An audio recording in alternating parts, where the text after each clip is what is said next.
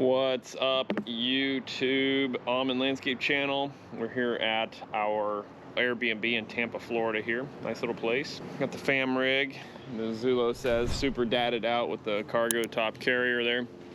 We're gonna talk about some hardscaping work done here at the house. It was done in haste, let's say. But I wanna show a few key principles of why it's important to follow better building practices. So that's what this video is about. Hey, don't throw the phone, you goob. So this is number one thing, base and edging restraint. There's none here, so you lose control of these edges. As you can see, your edges are most vulnerable place in a hardscape installation.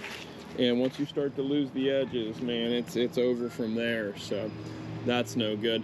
I love the little strip driveway coming up. I think that's really cool. Would love to see this landing, like ideally come out and along here. I think that's a nice effect. You make it down there, Book. That little pad there's kind of cool, the concept anyhow. We're going out back to look at some paver work that's something else. Come on! Beautiful little property overall. It's really cool, but I want to talk about some things in the hardscape realm of things. Like I said, beautiful little space, neat little area. Modern Spanish deco kind of deal here.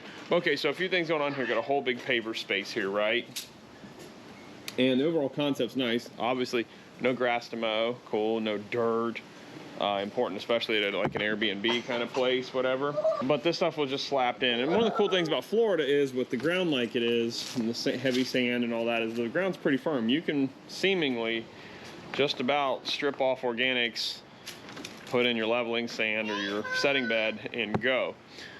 That being said, I don't know much about Florida the hardscape installation work, other than ICPI rules still apply: base, setting bed, all that stuff.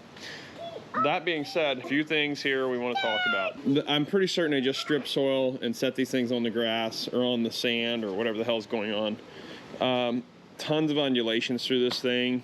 Granted, they probably ran new water lines and all sorts of stuff, so we've got a lot of settling and undulation from that. But a few other things going on here. We really don't ever want to have pavers up against wood siding like that. Things something I've learned over the years. Well, a long time ago, really, but something you definitely do not want to do, so we got that going there. Another bad thing here is we've got all this hard surface running right to the corner of the house. Now, these style homes here in the South in general, this is on probably a pier and beam, slab on grade, whatever you want to call it. This is probably pier on beam, so pushing at water, but you really don't want to run water right to the house without some sort of allocation for it. But so we've got edging restraint that is paver, that is a lattice down there, which is not cool for a long-term install. They got this cheap, I'm sure of it, and so okay, that's the trade-off, right? But if we're going to install top dollar premium hardscapes, we don't want to do that kind of stuff. Hi, sis. Another thing I noticed here is, we're using the fence as edging. That's not okay either. We don't do that. The fence is going to give at some point, you're going to lose control of your edge. We want to build off of that, do our standard edge restraint. Then if you have to, do a river rock or something in between. But, in a space like this, lots of issues with, where do you push all the water, right? So ideally, this should be swaled and pushed through here. There should be water set up or collection points through there. We've got some concrete edge here. You can see, holding that in place, that's okay. It's not the prettiest thing. We would have that set lower and concealed and all that. And hi to whoever's watching this. I don't like that. But whatever. Then also too, all this runoff is running right down through here, and that'll make a mess on your pavers. Low spots in the corners there, place for water to settle, called settling. Lots of issues.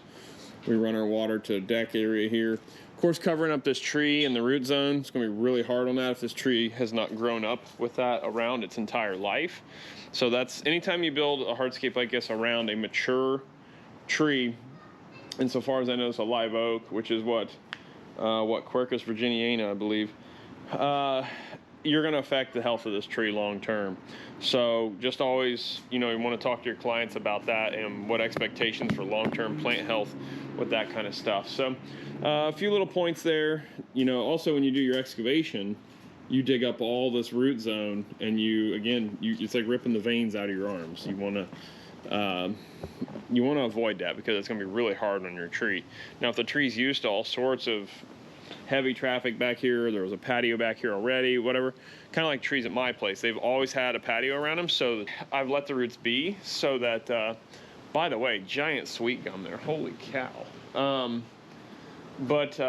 You know, we'll do a video around the house. We'll show you that in another video coming up. How about that? But anyways, long story short, a few things. So the key takeaways are, don't put your pavers against fence. It doesn't serve as good edging. Don't run your water right to the house. Don't put pavers up against biodegradable siding or even plastic siding, anything like that, vinyl siding, because you're gonna drive moisture in those places. I've learned that over 20 years of contracting, kind of early on I learned that, I guess. Don't want to do that. Other than that, it's a really neat space, really cool. Colors are neutral, you know, all that stuff's pretty cool. So, all right, crazy guy. And whatever, so there we go. We'll show you some more neat stuff around Tampa here as we see it. We're in the process of looking to hire a couple people. My stormwater manager is put in his a couple weeks ago.